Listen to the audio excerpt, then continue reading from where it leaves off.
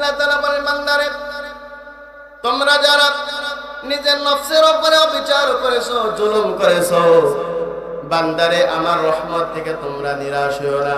আমি আল্লাহ তাআলার কাছে বান্দা তুমি ক্ষমা চাইতে দেরি হবে, আমি আল্লাহ তাআলা বান্দা তোমাকে ক্ষমা করতে দেরি করব না। জোরে বলো সুবহানাল্লাহ।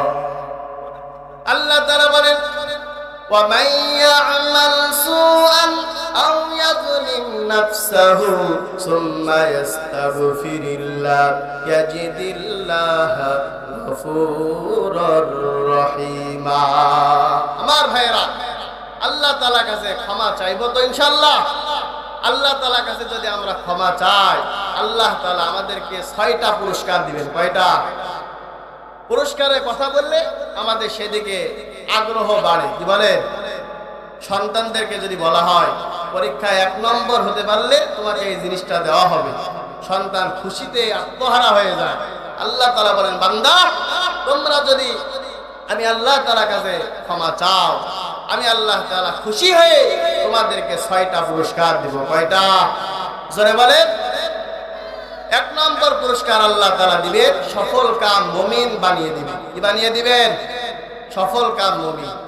আল্লাহ তাআলা বলেন, ওয়া তুবু ইলাল্লাহি জামিআন আইয়ুহাল মুমিনুনা লাআল্লাকুম তুফলিহুন। 2 নম্বর আল্লাহ তাআলা বলেন, বান্দা যদি আল্লাহ তাআলার কাছে ক্ষমা চায়, আল্লাহ তাআলা 2 নম্বর পুরস্কার দিবেন, বান্দার গুনাহের জায়গায় আল্লাহ তাআলা সওয়াব দ্বারা আমল নামাকে পরিবর্তন করে দিবে।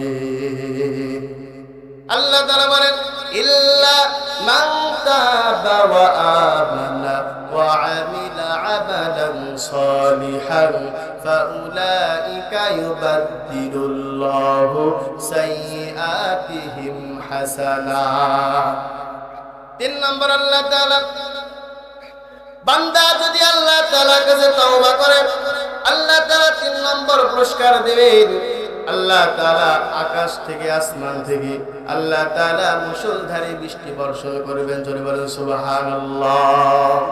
ওয়া নাশহাদু আন্না সাইয়্যিদানা ওয়া সানাদানা ওয়া হাবিবানা ওয়া হাবিবা কুলুবি أما بعد فأعوذ بالله من الشيطان الرجيم. بسم الله الرحمن الرحيم. يا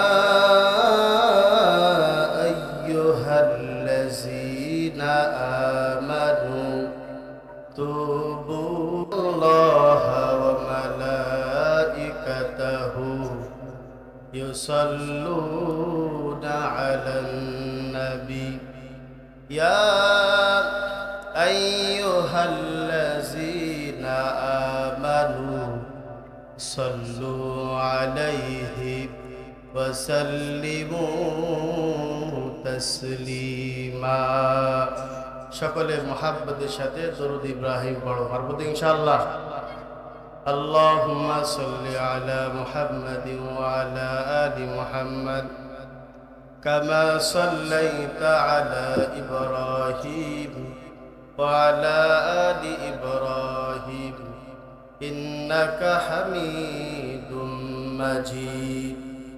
اللهم بارك على محمد وعلى آل محمد كما باركت على إبراهيم وعلى آل إبراهيم إنك حميد مجيد.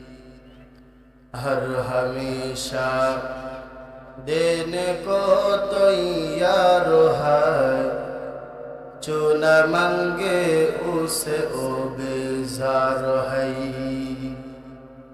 हर हमेशा देने को तैयार है, जो न मांगे उसे ओ बेजार है ला इलाहा इल्लल्लाह ला इलाहा इल्लल्लाह ला इलाहा इल्लल्लाह ला इलाहा इल्लल्लाह ला इलाहा इल्लल्लाह इल्लल्लाह इल्लल्लाह ला इलाहा इल्लल्लाह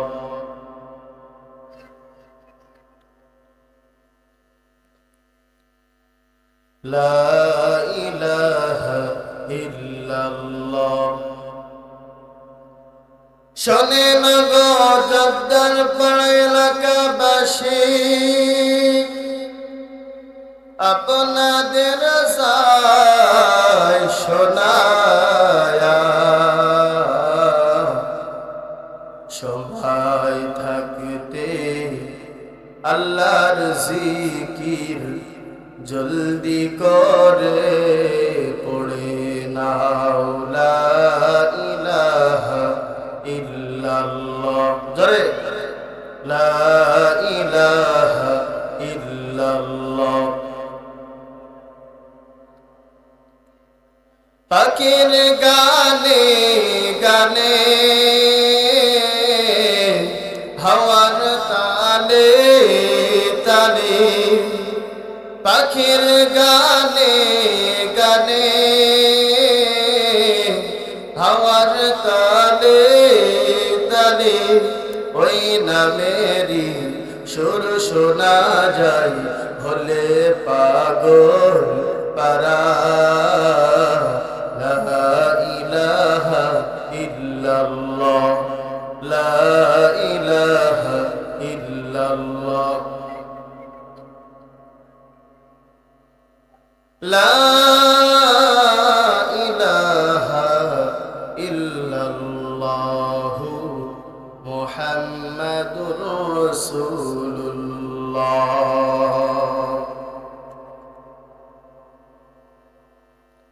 আলহামদুলিল্লাহ মহান আল্লাহ রাব্বুল আলামিনের দরবারে হাজারো কোটি শুকরিয়া যে আল্লাহ পাক রব্বুল আলামিন আমাদেরকে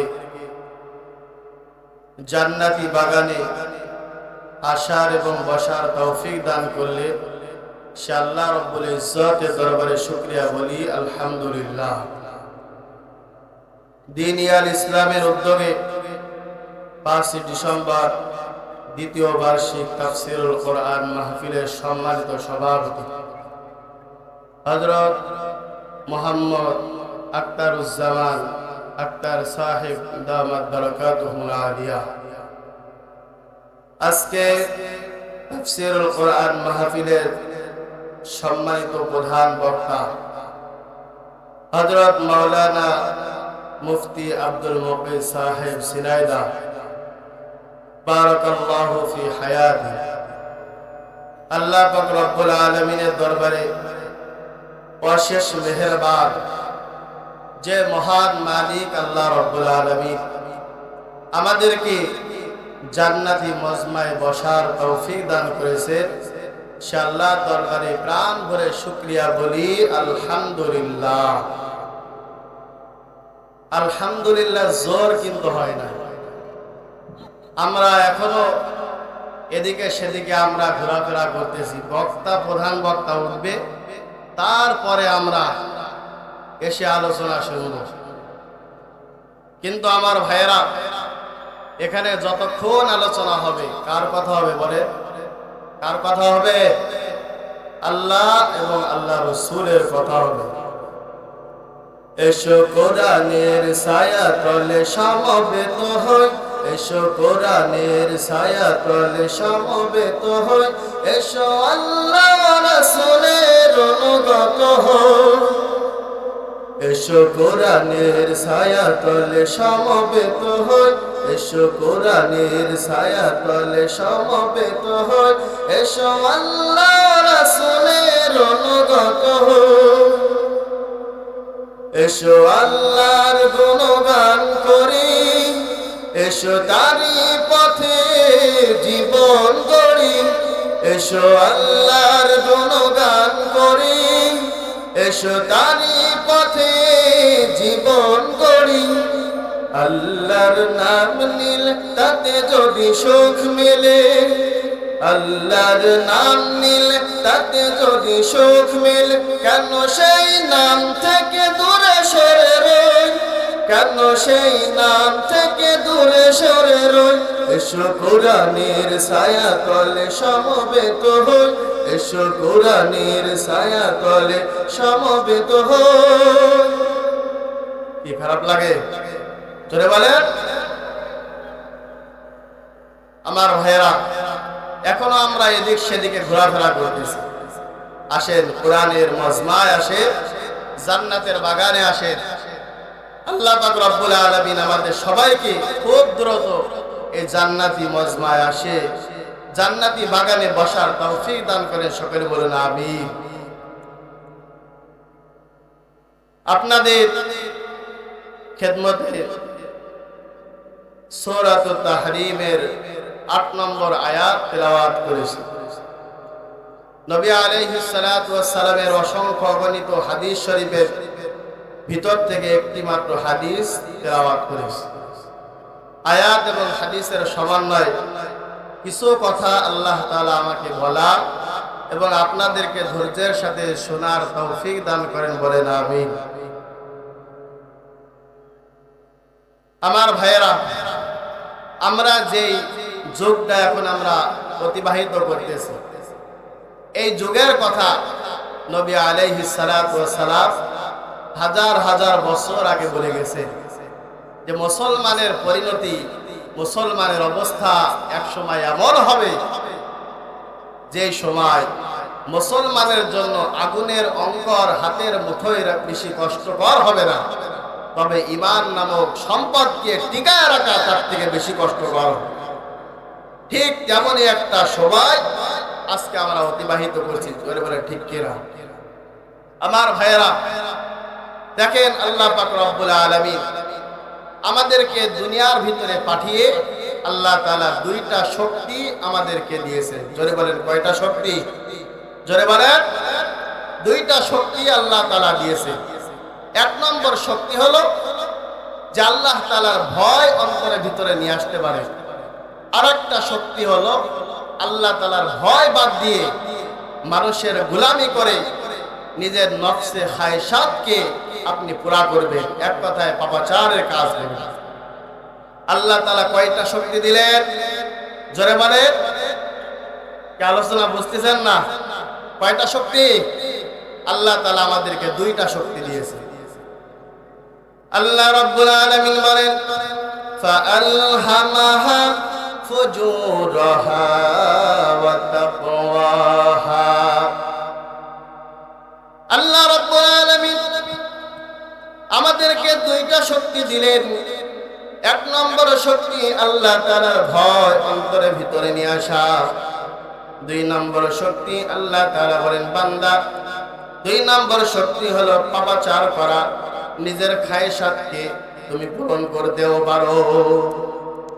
আল্লাহ তাআলা দুইটা শক্তি দিলেন। এবার চিন্তা করেন, দুনিয়ার ভিতরে থেকে আপনি যদি আপনার খায়সাতকেই পুরা করে, তা আল্লাহ তাআলা পরকালে যে আপনার জন্য আল্লাহ তাআলা জান্নাত বাজেট করে রাখছে, এই জান্নাতের মালিকানা কি লাভ করা যাবে? জোরে বলেন, লাভ করা যাবে না।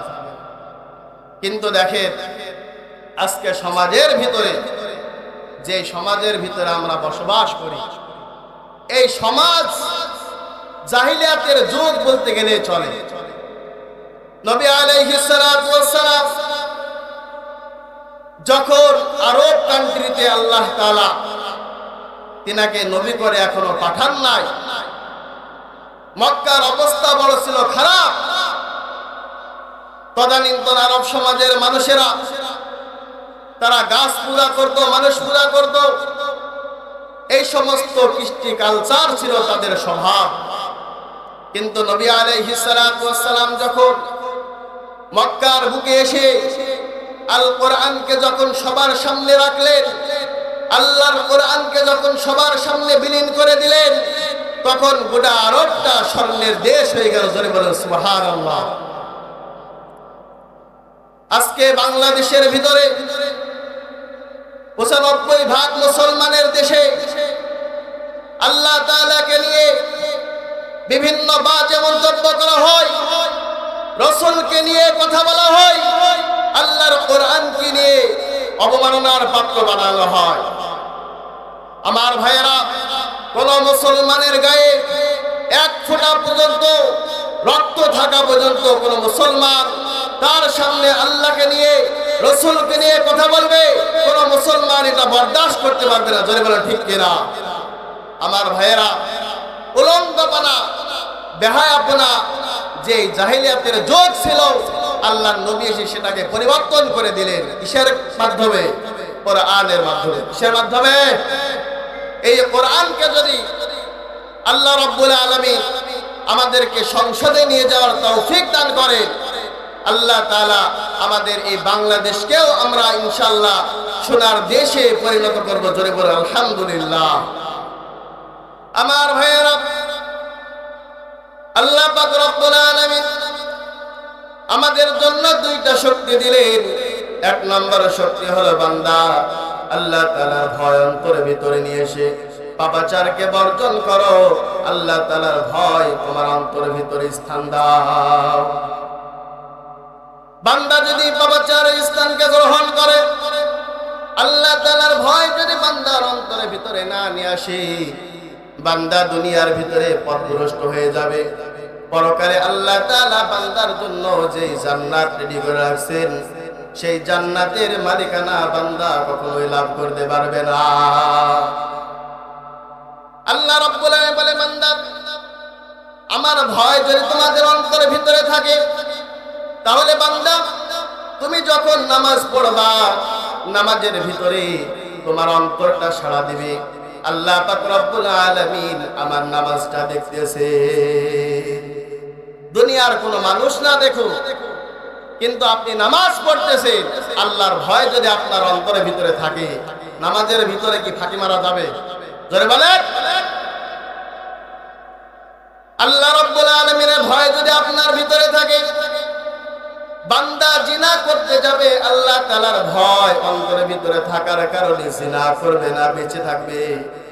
বান্দা যখন চুরি করার অভ্যাস থাকে, চুরি করতে যেও আল্লাহ তাআলার ভয় অন্তরের ভিতরে থাকার কারণে বান্দা চুরি করতে পারবে না, আল্লাহ তাআলার ভয় তার অন্তরের ভিতরে থাকার কারণে।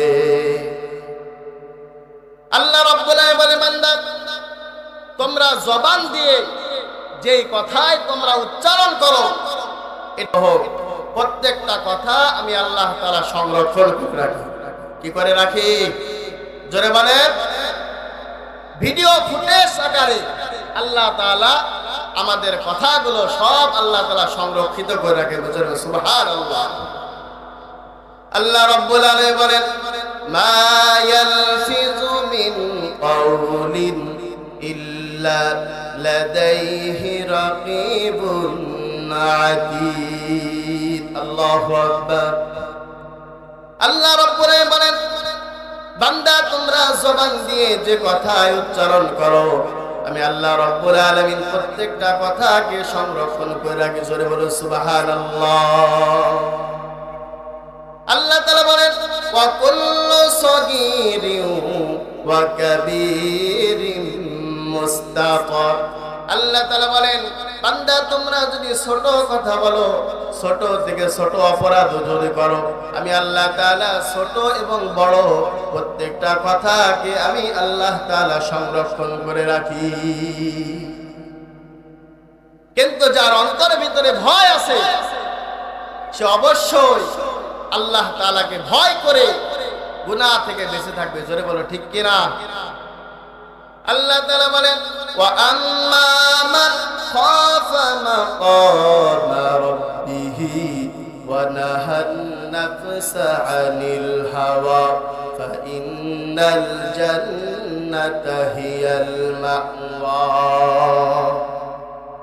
আল্লাহ রাব্বুল আলামিন বলেন, যার অন্তরের ভিতরে আমি আল্লাহ তাআলার ভয় থাকবে, ওই বান্দা নিজের মন চাহি জিন্দেগিকে বিসর্জন দিবে।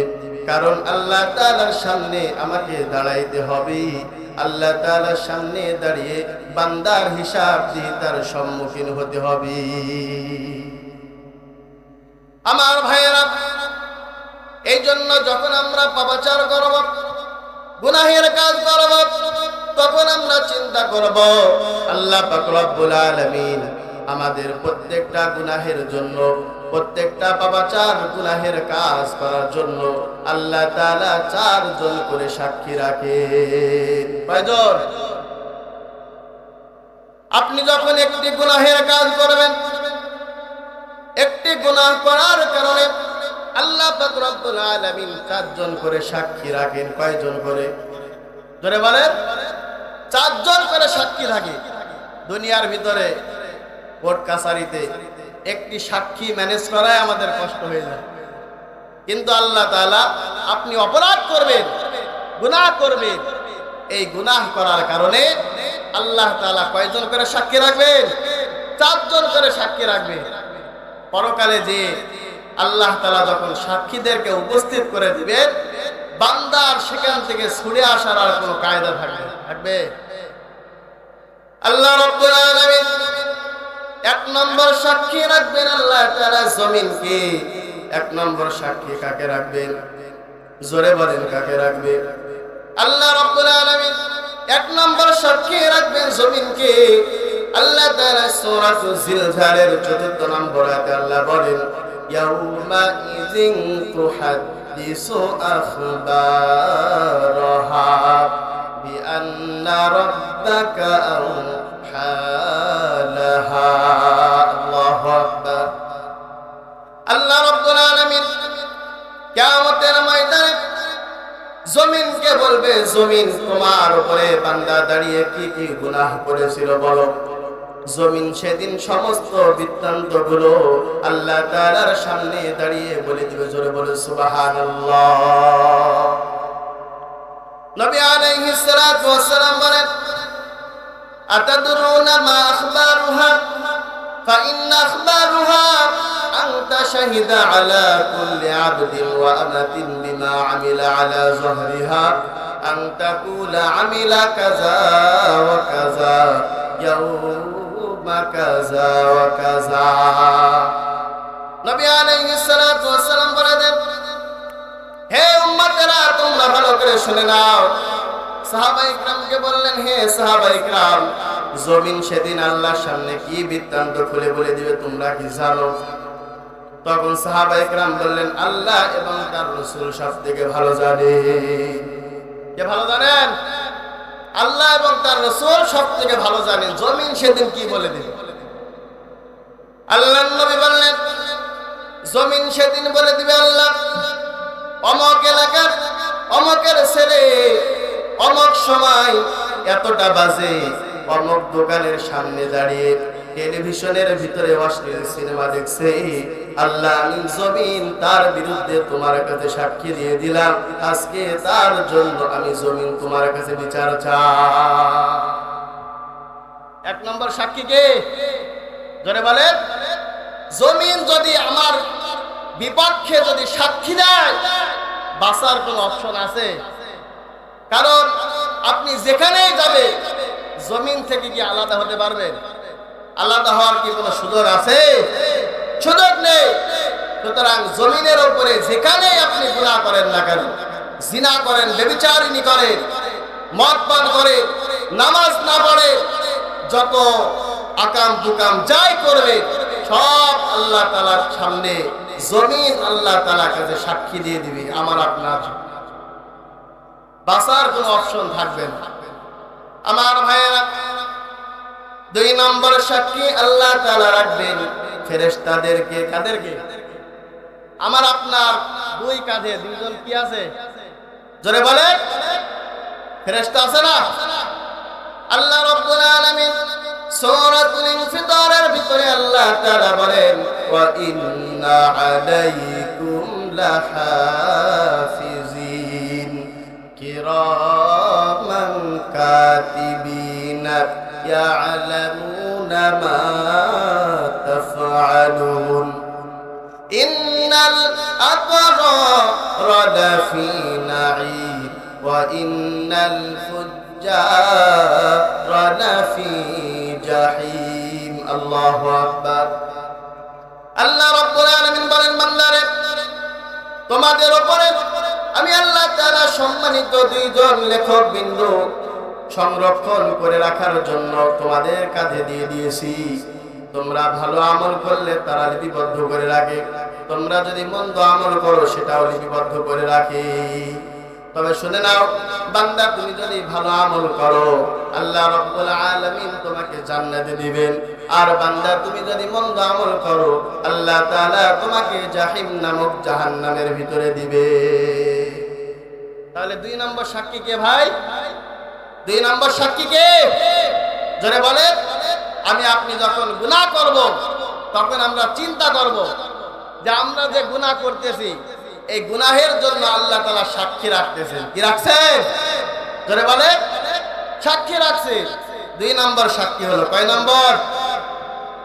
3 নম্বর সাক্ষী আল্লাহ তাআলা রাখবেন আমাদের অঙ্গ প্রত্যঙ্গকে, আমাদের অঙ্গ প্রত্যঙ্গ।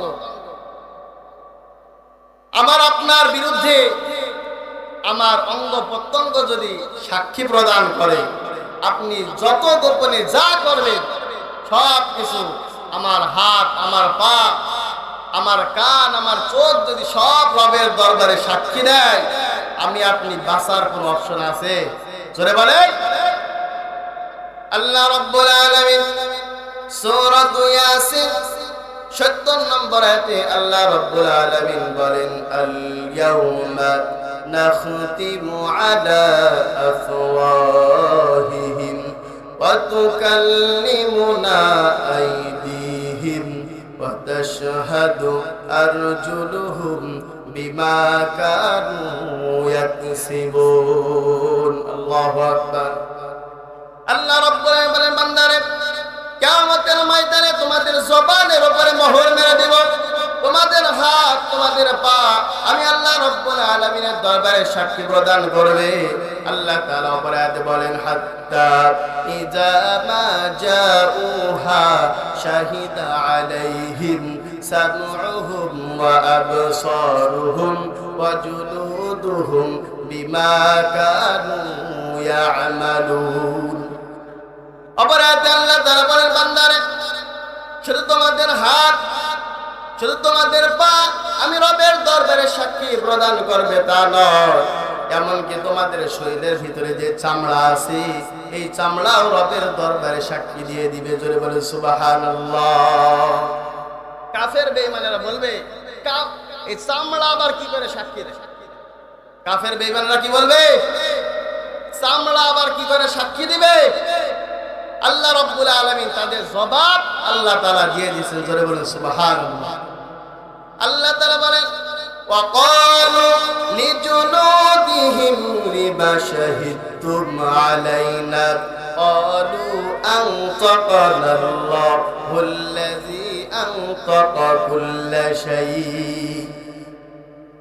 আল্লাহ তাআলার কাছে চামড়া বলবে, আল্লাহ দুনিয়ার ভিতরে আমাকে তুমি তার অধীনস্থ বানিয়েছিলে, সে যেভাবে ইচ্ছা আমাকে ব্যবহার করেছে, কিন্তু আজকে তুমি আমার জবান খুলে দাও, আমি তাদের বিরুদ্ধে তোমার কাছে সাক্ষী দিয়ে দিই। কয়টা হলো? 3টা। 4র্থ নম্বর আল্লাহ তাআলা সাক্ষী রাখবেন আল্লাহ তাআলা আমল নামাকে।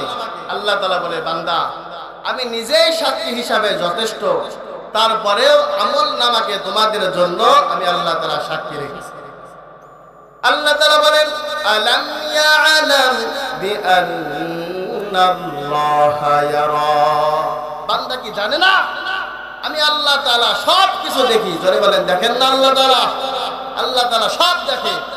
তারপরে আল্লাহ তাআলা বলেন, আওয়ালাম ইয়াকফি বিরাব্বিকা আন্নাহু আলা কুল্লি শাইইন শাহীদ। আল্লাহ তাআলা বলেন, বান্দা তোমরা যা করো তোমার রব সাক্ষী হিসাবে যথেষ্ট। জোরে বলে সুবহানাল্লাহ। কারণ আল্লাহ তাআলার কাছে কোনো কিছু অস্পষ্ট থাকে? জোরে বলেন। আল্লাহ তাআলা বলেন ইন্নাল্লাহা লা ইয়াখফা আলাইহি শাইউন ফিল আরদি ওয়ালা ফিস সামা। আল্লাহ তাআলা বলেন বান্দা দুনিয়ার ভিতরে যা কিছু করো আসমান জমিনের ভিতরে আমি আল্লাহ তাআলার কাছে কোনো কিছু অস্পষ্ট থাকে না। আমার ভাইরা আল্লাহর কাছে যদি কোনো কিছু অস্পষ্ট না থাকে সব কিছু আল্লাহ তাআলার কাছে স্পষ্ট। আমি আপনি গোপনে যেভাবেই হোক জিনা করেছি, ব্যভিচারী করেছি, আমি আপনি মদ খেয়েছি, তাড়ি খেয়েছি, যত রকম অপরাধ করেছি, ক্ষমা চাইতে হবে কার কাছে? যদি বলেন আল্লাহ তাআলার কাছে ক্ষমা চাইতে হবে। আল্লাহ তাআলা বলেন বান্দা ক্ষমা চাইতে দেরি, তোমাকে আমি আল্লাহ তাআলা ক্ষমা করতে দেরি করব না। আল্লাহ তাআলা বলেন কুল ইয়া ইবাদিয়াল্লাযীনা আসরাফু আলা আনফুসিহিম লা তাকনাতু মির রাহমাতিল্লাহ ইন্নাল্লাহা ইয়াগফিরুয যুনুবা জামিআ ইন্নাহু হুয়াল গফুরুর রহিম। আল্লাহ তাআলা বলেন বান্দারে তোমরা যারা নিজের নফসের উপরে অবিচার করেছো, জুলুম করেছো, বান্দারে আমার রহমত থেকে তোমরা নিরাশ হও না। আমি আল্লাহ তাআলার কাছে বান্দা তুমি ক্ষমা চাইতে দেরি হবে, আমি আল্লাহ তাআলা বান্দা তোমাকে ক্ষমা করতে দেরি করব না। জোরে বলো সুবহানাল্লাহ। আল্লাহ তাআলা বলেন ওয়া মান ইয়া'মাল সুআন আও ইয়াযলিম নাফসাহু সুম্মা ইয়াস্তাগফিরিল্লাহ ইয়াজিদিল্লাহা গফুরুর রহিমা। আমার ভাইরা আল্লাহ তাআলার কাছে ক্ষমা চাইবো তো ইনশাআল্লাহ। আল্লাহ তাআলার কাছে যদি আমরা ক্ষমা চাই আল্লাহ তাআলা আমাদেরকে 6টা পুরস্কার দিবেন। কয়টা? পুরস্কারের কথা বললে আমাদের সেদিকে আগ্রহ বাড়ে। কি বলে? সন্তানদেরকে যদি বলা হয় পরীক্ষায় 1 নম্বর হতে পারলে তোমাকে এই জিনিসটা দেওয়া হবে, সন্তান খুশিতে আত্মহারা হয়ে যায়। আল্লাহ তাআলা বলেন বান্দা তোমরা যদি আমি আল্লাহ তাআলার কাছে ক্ষমা চাও আমি আল্লাহ তাআলা খুশি হয়ে তোমাদেরকে 6টা পুরস্কার দিব। কয়টা? জোরে বলেন। 1 নম্বর পুরস্কার আল্লাহ তাআলা দিবেন সফল কাম মুমিন বানিয়ে দিবেন। কি বানিয়ে দিবেন? সফল কাম মুমিন। আল্লাহ তাআলা বলেন ওয়া তুবু ইলাল্লাহি জামিআন আইয়ুহাল মুমিনুনা লাআল্লাকুম তুফলিহুন। 2 নম্বর আল্লাহ তাআলা বলেন বান্দা যদি আল্লাহ তাআলার কাছে ক্ষমা চায় আল্লাহ তাআলা 2 নম্বর পুরস্কার দিবেন বান্দার গুনাহের জায়গায় আল্লাহ তাআলা সওয়াব দ্বারা আমল নামাকে পরিবর্তন করে দিবে। আল্লাহ তাআলা বলেন ইল্লা মান তাবা ওয়া আমানা ওয়া আমিলা আমালান সালিহান ফাউলাইকা ইউবাদদিলুল্লাহু সাইয়্যাতিহিম হাসানাত। 3 নম্বর আল্লাহ তাআলা বান্দা যদি আল্লাহ তাআলার কাছে তওবা করে আল্লাহ তাআলা 3 নম্বর পুরস্কার দিবেন। আল্লাহ তাআলা আকাশ থেকে আসমান থেকে আল্লাহ তাআলা মুষলধারে বৃষ্টি বর্ষণ করবেন। জোরে বলেন সুবহানাল্লাহ। আল্লাহ রাব্বুল বলেন ওয়া ইয়া কওমি ইস্তাগফিরু রাব্বাকুম সুম্মা তুবু ইলাইহি ইরসিলিস সামাআ আলাইকুম মিদরারা। আল্লাহু আকবার। 4 নম্বর আল্লাহ তাআলা পুরস্কার দিবেন। আল্লাহ তাআলা বলেন বান্দা তুমি যদি আমি আল্লাহ তাআলার কাছে ক্ষমা চাও আমি আল্লাহ তাআলা তোমাদেরকে ভালোবাসবো। আর আল্লাহ তাআলা যাদেরকে ভালোবাসবেন তাদের দুনিয়া আখিরাত কোন জায়গায় তাদের বিফল হবে না। আল্লাহ তাআলা বলেন ইন্নাল্লাহা ইউহিব্বুত তাওয়াবিনা ওয়া ইউহিব্বুল মুতাতাহহিরিন। 5 নম্বর আল্লাহ তাআলা পুরস্কার দিবেন আমাদের সমস্ত গুনাহগুলো আল্লাহ তাআলা ক্ষমা করে দিবেন। জোরে বলেন সুবহানাল্লাহ। আল্লাহ তাআলা বলেন ওয়া হুয়াল্লাযী ইয়াকবালু আত-তাওবাতা আন ইবাদিহি ওয়া ইয়া'ফু আনিস সাইয়্যাত। ষষ্ঠ নম্বর পুরস্কার আল্লাহ তাআলা দিবেন যখন মালাকুল মউত আজরাইল আলাইহিস সালাতু ওয়াস সালাম যখন আমাদের কাছে চলে আসবেন জান নেওয়ার জন্য, আল্লাহ তাআলা আসমান থেকে হাজার হাজার লক্ষ লক্ষ ফেরেশতা পাঠিয়ে বান্দাকে মৃত্যুর সময় সুসংবাদ শোনাবে আর বলবে, বান্দা আল্লাহ তাআলার খাঁটি বান্দা তুমি, তোমার ভয়ও নাই চিন্তাও নাই। জোরে বলেন সুবহানাল্লাহ। এই সুসংবাদ যদি আল্লাহ তাআলা আমাদেরকে দেন তাহলে দুনিয়া আখিরাতে কোন জায়গায় টেনশন আছে ভাই? টেনশন নাই।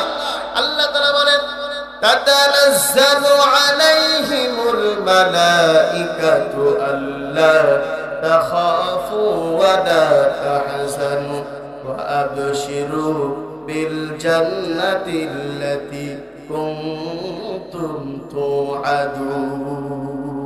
আল্লাহু আকবার। তাহলে আল্লাহ তাআলার কাছে আমরা ক্ষমা চাইব। এইবার ক্ষমা চাওয়ার জন্য চারটা শর্ত আছে। কয়টা শর্ত? জোরে বলেন কয়টা?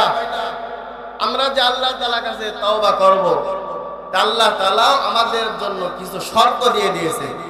এই চারটা শর্ত যদি আমরা মানতে পারি আল্লাহ তাআলা আমাদের তওবা কবুল করবেন, আল্লাহ তাআলা আমাদেরকে maaf করে দিবেন, আল্লাহ তাআলা আমাদেরকে জান্নাতুল ফেরদাউসের মেহমান বানিয়ে দিবেন। জোরে বলেন সুবহানাল্লাহ। এক নম্বর শর্ত, আপনি যে গুনাহগুলো করতেছেন এই গুনাহ স্টপ, গুনাহ একেবারে ছেড়ে দিতে হবে। এক নম্বর কি ভাই? গুনাহ ছেড়ে দিতে হবে। দুই নম্বর, যে গুনাহ আপনি করতেছিলেন এই গুনাহের প্রতি অনুতপ্ত হতে হবে, লজ্জিত হতে হবে। তিন নম্বর, ভবিষ্যতে এই জাতীয় কোন গুনাহ আপনি আর করবেন না, এই ব্যাপারে প্রতিজ্ঞাবদ্ধ হওয়া যে আমি আর এই জাতীয় গুনাহ আর কোনোদিন করব না। চতুর্থ নম্বর, বান্দার হক যদি আপনি নষ্ট করে থাকেন তাহলে বান্দার হককে আদায় করে দিয়ে বান্দার কাছে মাপ চেয়ে আল্লাহ তাআলার কাছে যদি আপনি মাপ চান আল্লাহ তাআলা আপনাকে মাফ করে দিবেন। সুবহানাল্লাহ। আমার ভাইরা, এই জন্য আসুন আল্লাহ তাআলার কাছে আমরা তাওবায়ে নাসুহা করি। আল্লাহ রাব্বুল বলেন ইয়া আইয়ুহাল্লাযীনা আমানু তুবু ইলাল্লাহি তাওবাতান নাসুহা। আল্লাহ তাআলা বলেন হে ঈমানদারগণ, তোমরা আল্লাহ তাআলার কাছে খাঁটি তওবা করো। আল্লাহ রাব্বুল আলামিন তোমাদের সমস্ত গুনাহগুলোকে আল্লাহ তাআলা ক্ষমা করে দিবেন এবং আল্লাহ তাআলা তোমাদেরকে এমন একটি জান্নাতের ভিতর দিয়ে প্রবেশ করাবেন যেই জান্নাতের নিচ দিয়ে নহর সমূহ প্রবাহমান থাকবে। জোরে বলে সুবহানাল্লাহ। আমার ভাইয়েরা, আল্লাহ তাআলার কাছে আমরা সবাই তওবা করব তো ইনশাআল্লাহ। যে পাপ করেছি, যে গুনাহ করেছি, সমস্ত গুনাহ আল্লাহ তাআলার সামনে দিয়ে যখন আপনি পেশ করবেন আল্লাহ তাআলা বান্দার প্রতি খুশি হয়ে আল্লাহ তাআলা বান্দাকে maaf করে দিবেন। জোরে বলেন সুবহানাল্লাহ। আল্লাহ তাআলা আমাদের সবাইকে যে আলোচনা হলো আল্লাহ তাআলা আমাকে এবং আপনাদের সবাইকে আমল করার তৌফিক দান করেন।